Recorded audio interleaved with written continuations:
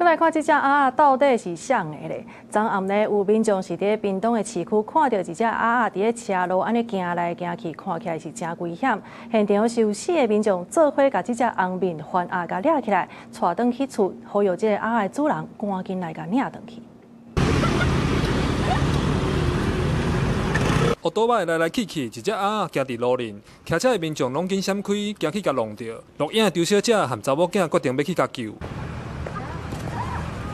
他是受傷吧？想講驚伊危險，要甲我去路邊，一挖緊鴨煞驚着，隨飛去頭前，佮走去人兜的車庫尾。後來一位細工的民眾鬥3工，才順利甲這隻紅面番鴨抓起來。附近民眾攏感覺好奇，屏東市的車路哪會出現主橋要愛紅面番鴨？唔知影是啥人的。昨天是在網絡上看到，可是後來好像有抓到了，但是是誰的我不太知道。敢是講要甲救袂？會啊，安怎講？伊有性命，咱袂使講安尼放伊迄落怎樣用車搞掉啊？驚車搞掉啦！對啊。張小姐講，伊是暗時載查某囝要轉去，結果賽車到一半，才發現車路有一隻鴨，驚鴨去互車搞掉，就和路過民眾4個人做伙來掠鴨，先暫時囥佇籠仔內，嘛同時佇社群答問，希望鴨的主人會當趕緊來甲帶轉去。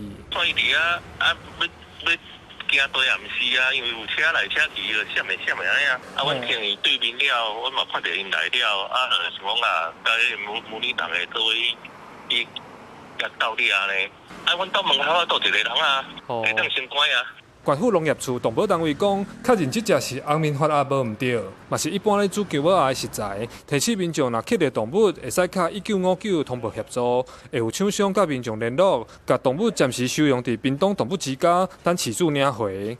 記者柯明哲，屏東報道。